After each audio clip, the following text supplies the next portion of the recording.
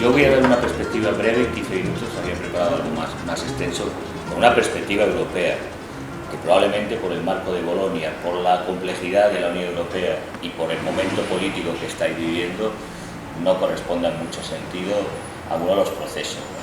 Pero son algunas tendencias que se observan desde los años 80, en Chile, por ejemplo, la crisis que está viviendo la educación superior, en algunos conflictos también en México, en Colombia, desde luego, es decir, que podrían marcarse varias tendencias y que arranca desde hace tiempo. Muchos hablan de Bolonia, pero realmente Bolonia es la culminación de un proyecto que inicia en los años 80, en el contexto del neoliberalismo, en el que la OCDE especialmente venía impulsando, demandando una modernización del sistema educativo.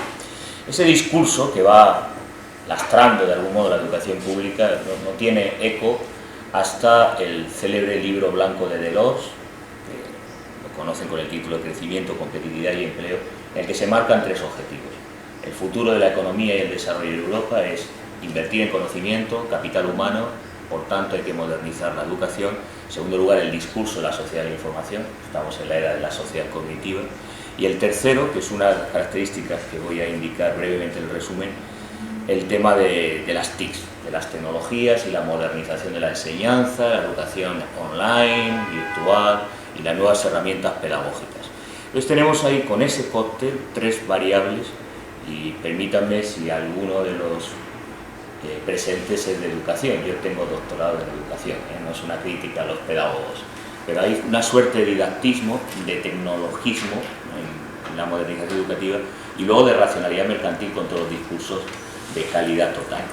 Y ahí se establece, a partir de ese discurso que arranca en la OCDE en los años 80, 6 tendencias que podríamos decir que eso será en Chile, la mayoría de países, ya me diréis si en el caso de Argentina. La primera, claramente, es una colonización, una renovación pedagógica y una colonización directa, hasta entonces era indirecta, por el capital en el sector educativo, que se traduce primero en la inadecuación. A la vez que crece la expansión sin precedente de la educación formal, a nivel de cursos superiores, se establece una suerte de crítica a la educación por su incapacidad de formar para el mercado laboral, de dar destrezas y competencias a los futuros egresados, de falta de modernización y respuesta, de desactualización en cuanto a la función de reproducción de esa fuerza de trabajo e incluso ideológica. Es el primer discurso, que no es nuevo, ya en los 70 se dio con la idea de la galaxia audiovisual y la necesidad de modernizar, con McLuhan y otros autores que hablaron de la obsolescencia del sistema educativo y de la universidad. La segunda, que es muy novedosa, y hay algunos autores que recomiendo que lean, porque han sido pocos, pero Pierre Moglan, Gaëtan Tremblay, hablan de la industrialización y la estandarización. Y esto es una paradoja, porque de la educación superior. El desarrollo de estrategias de convergencia como la de Bolonia, de normalización, de convergencia jurídica, incluso en el reconocimiento de crédito, de protocolo, de evaluación, de validación de títulos, da cuenta justamente de la imposición de protocolos uniformes de aplicación, dispositivos, aparataje, técnicas didácticas, procedimientos en el arte de la enseñanza y el aprendizaje, que se da una paradoja, porque en el momento que vamos a una industria postfordista del mercado laboral, resulta que la educación va a una lógica fordista. Y de ahí se rompe cierto elemento en esta revolución que estamos viendo. Se insiste por eso en el discurso mucho de la necesidad de currículums singulares, de la creatividad, de la diferencia curricular, de una educación comprensiva y adaptada al sujeto, pero en realidad estamos asistiendo a un proceso de uniformidad entre países, entre currículos, entre centros educativos y de estandarización de procedimientos que se traduce, en el caso de los profesionales de la educación, en una mayor burocratización, en una centralización de la toma de decisiones, y en el caso de Europa, lo más reciente en España, la pérdida incluso en parte de la libertad de cátedra, de la autonomía en la enseñanza y aprendizaje, en los currículos, procedimientos de evaluación y desarrollo. Y eso es a nivel macro, con la convergencia europea muy clara en la uniformidad de títulos, créditos y procesos.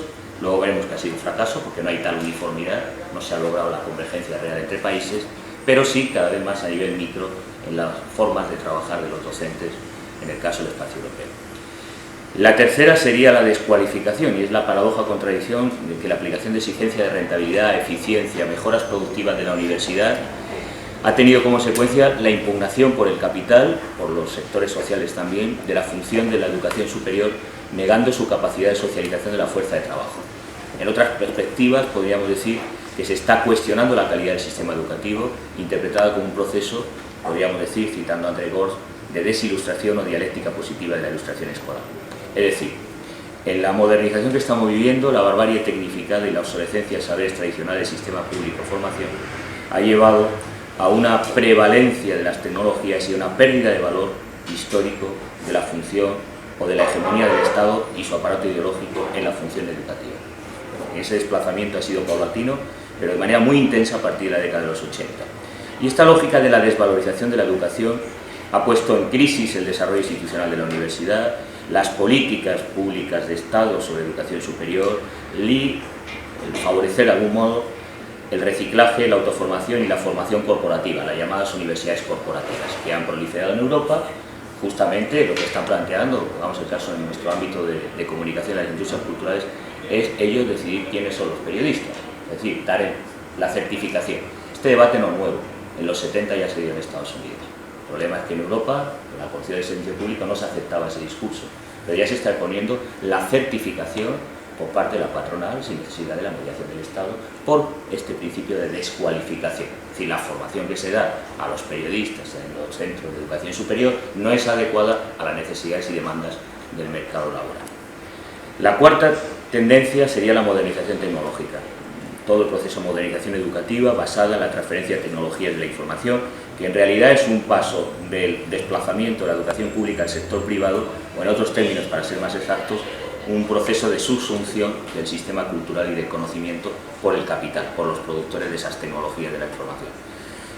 Lo que se da es una paradoja. Justamente ahora que se habla de la innovación, de la economía creativa, las políticas públicas invierten más en tecnologías, las universidades invierten más en equipamientos tecnológicos, en capital, digamos, físico, en equipamiento tecnológico.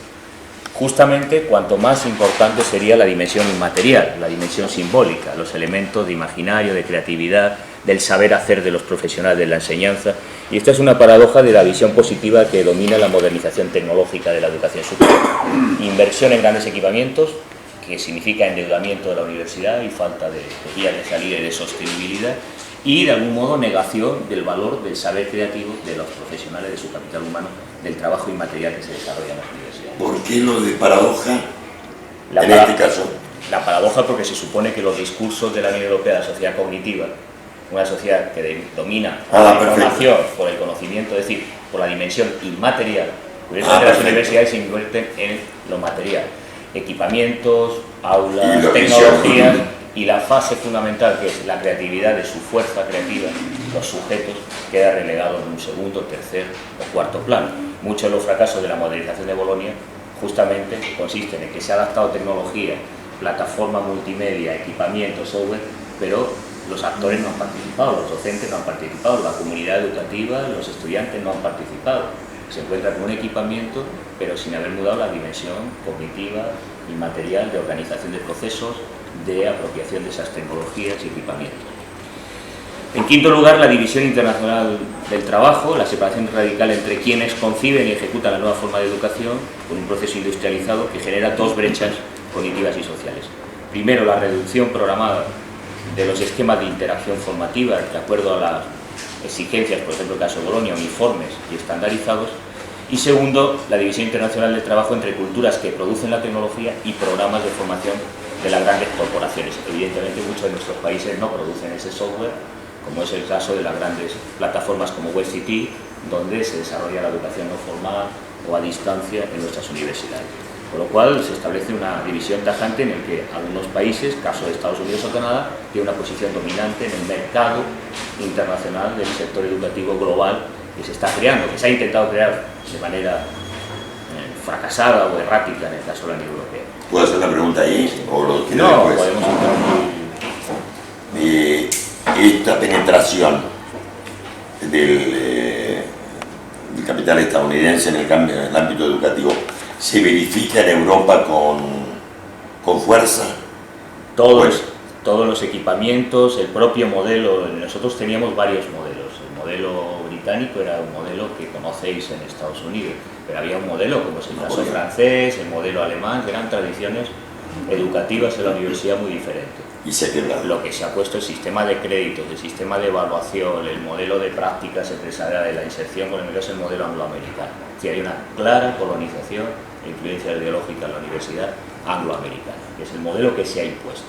Y el modelo de referencia para las autoridades europeas es justamente Estados Unidos. Lo digo porque pues la propia no es una amenaza, ya, es una realidad. Eso ya en el propio sistema de créditos, en la articulación universidad-empresa, en los modelos de evaluación y pedagógicos y en los modelos de modernización tecnológica, es estadounidense por tres razones.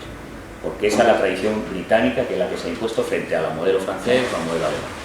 Segundo, porque los asesores de la Unión Europea, cuando han hablado de sociedad de la información y sociedad del conocimiento, los asesores han sido esas compañías, Apple, IBM, Microsoft y el gran lobby educativo estadounidense, que es el que ha impuesto cierta línea.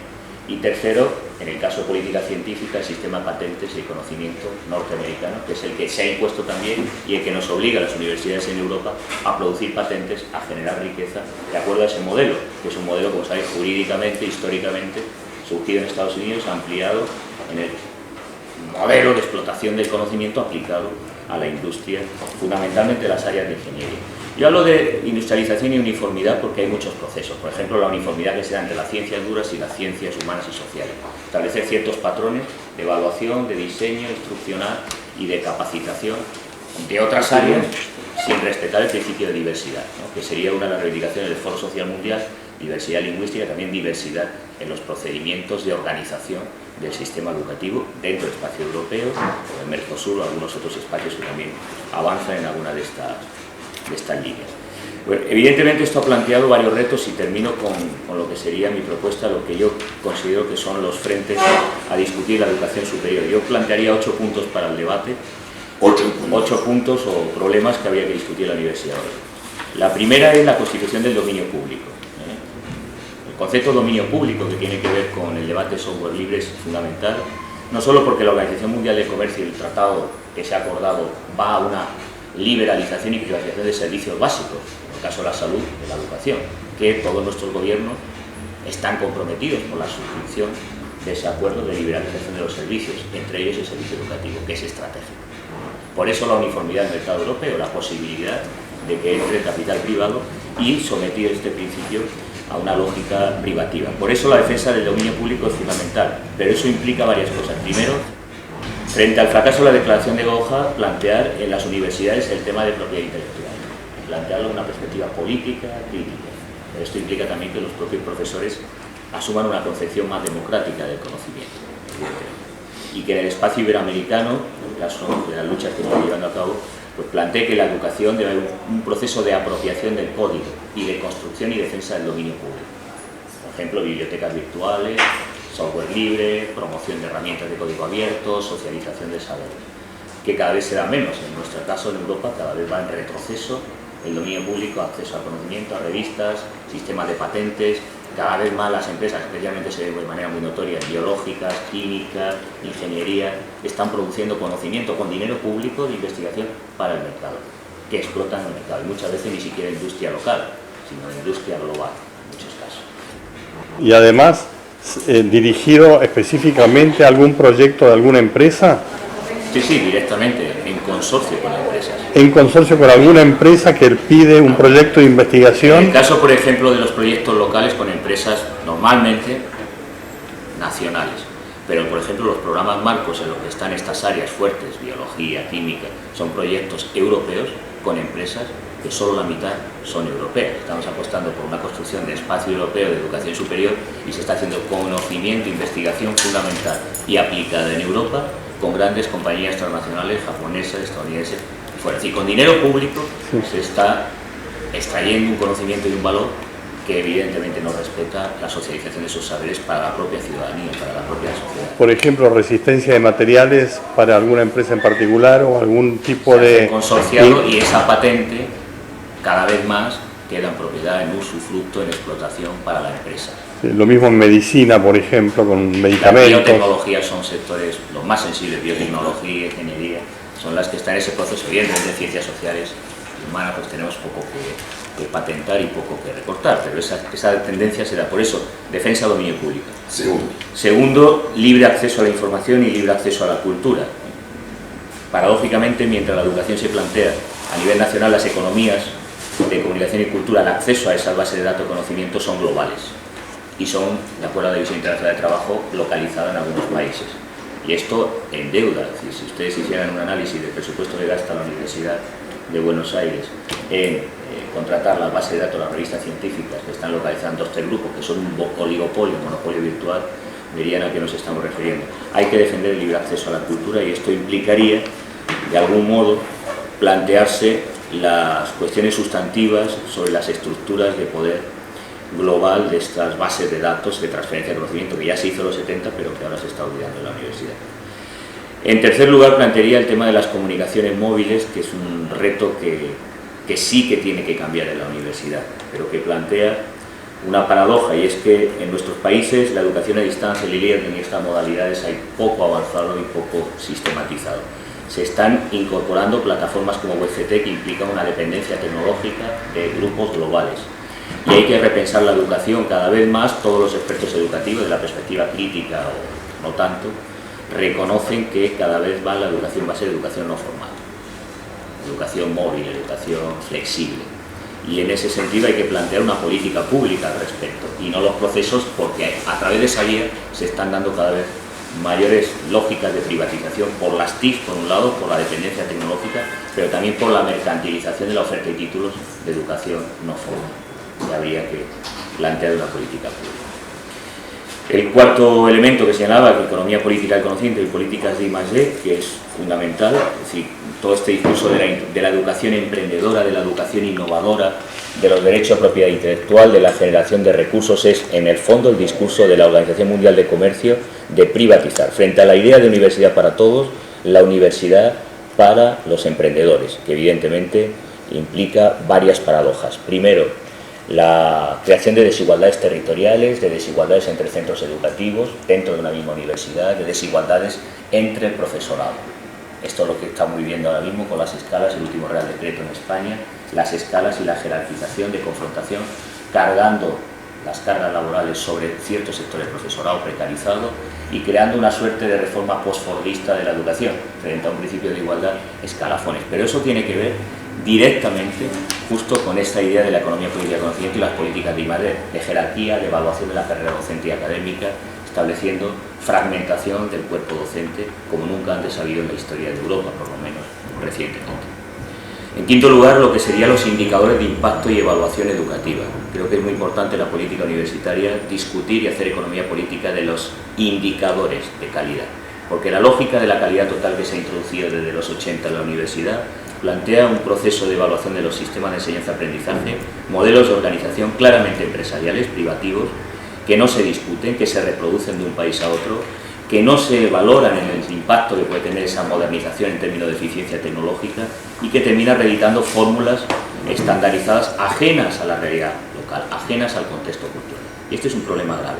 Creo que un reto político es discutir esos indicadores frente a las exigencias de organismos internacionales. Por ejemplo, la moda, que no sé si ya en Argentina, en Europa es casi enfermizo, en España es enfermizo, estar en los rankings de universidades.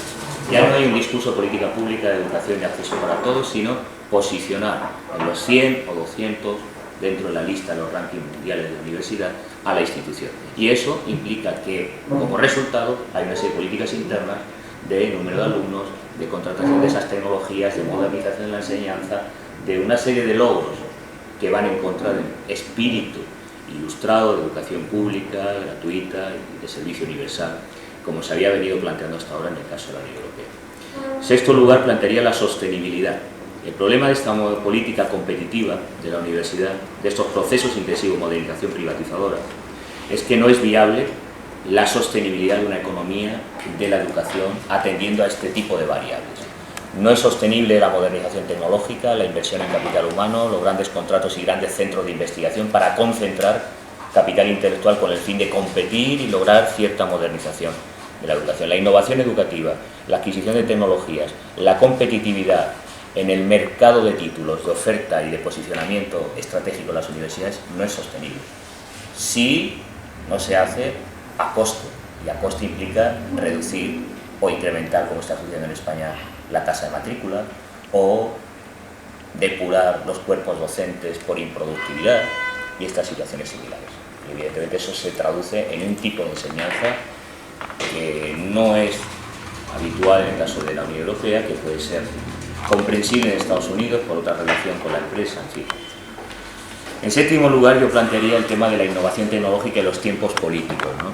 La educación es una institución, como la Iglesia y como otras muchas tradicionales, que en sus tiempos de modernización, en sus tiempos de mudanza, requiere mucho más tiempo, necesita madurar procesos. Y lo que estamos asistiendo a los procesos de reforma intensivos en el caso de Europa, cuando digo intensivos, un año, en algunos casos como el caso... no, gracias. Café no. Agua, sí. En el caso español, que es el más grave, en menor medida el caso francés, las mudanzas y cambios normativos de reglamentación interna, de funcionamiento interno de las universidades, ha llevado incluso a cierto desánimo entre el cuerpo docente y una falta de productividad, justamente por esta necesidad de adaptación rápida a los cambios. Claro, la lógica del turbocapitalismo, lo del tiempo, no vale mucho, pero en instituciones que funcionan con saber, con lógicas comunitarias, con procesos que son lentos como la maduración del aprendizaje, esta lógica de innovación acelerada lo que está llevando es a una crisis, a una desformalización, a una crisis de la institución educativa, grave como nunca antes en la historia de la modernidad. Siempre ha habido esos debates de la crisis de adecuación de la universidad, pero nunca como hoy hay una enmienda a la totalidad. Y en ese sentido habría que plantear unos tiempos de maduración más lentos para repensar el papel de la universidad en la nueva sociedad, en los procesos, como señalaba antes, de las comunicaciones móviles, el nuevo modelo flexible de educación no formal a distancia, pero eso requiere tiempo, participación, deliberación, reflexión, estudio, análisis. Y las reformas que se están abordando en Europa distan un abismo de dar tiempo político frente a la lógica y penetración de la innovación tecnológica y los procesos de transformación industrial. Y por último, en octavo lugar, no es posible pensar el futuro de la universidad sin política industrial. No se puede separar hoy día la política educativa de la política industrial.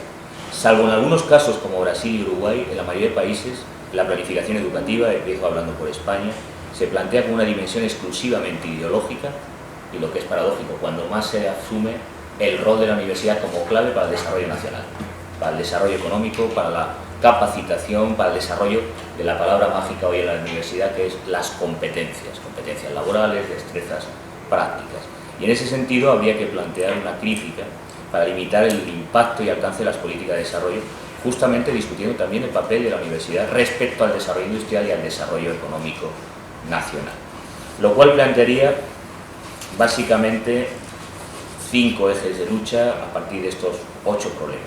Primero, que en parte he dejado implícito, la dependencia tecnológica. Creo que nuestras universidades corren serio peligro de privatización, en primer lugar, a través del caballo de Troya que se ha introducido en el proceso de modernización, que son las famosas TICs. En el caso de Europa es modernización de la educación en el aula, con informática, con equipamientos modernos, que evidentemente ha generado una suerte de desilustración, de pérdida de las capacidades artesanales, creativas del profesorado por una racionalidad instrumental extrema, ejemplificada en la síntesis del PowerPoint, de la educación virtual y de las herramientas tecnológicas.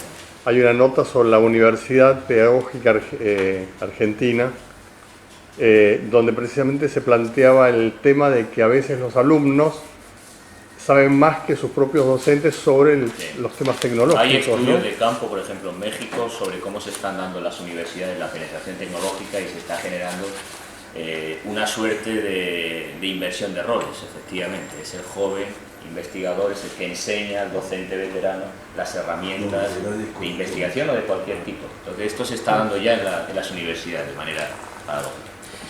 El segundo eje que propondría es la soberanía informativa, que es la lucha por el código. Es decir, hoy hablar de universidad es hablar de información y conocimiento, de Creative Commons, de derechos comunes.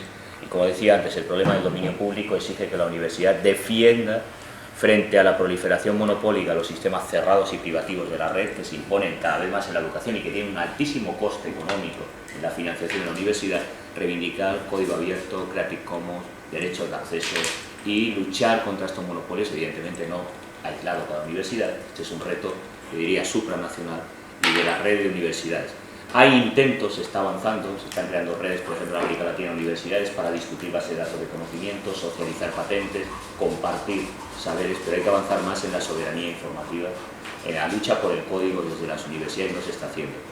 Tercero, la política de la memoria. Yo hablaba antes de los tiempos. Las universidades tienen registros, tienen historias, tienen luchas, tienen formas singulares de enseñanza, de organización, y el principio de diversidad del foro social implicaría que hay que partir cualquier proyecto de modernización de la educación superior de nuestra memoria, de las formas de articulación de esa universidad. No lo mismo la universidad en Argentina que en Uruguay, que en España, que en México, y esa memoria debe ser el punto de anclaje para construir su proyecto de futuro.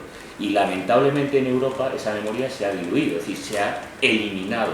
Por ejemplo, en algunos países con tradiciones muy fuertes, como la alemana y la francesa, se ha asumido un modelo que es ajeno, como el angloamericano, de sistema de créditos, de estructuras que casan mal en algunos casos con las tradiciones de enseñanza y de aprendizaje.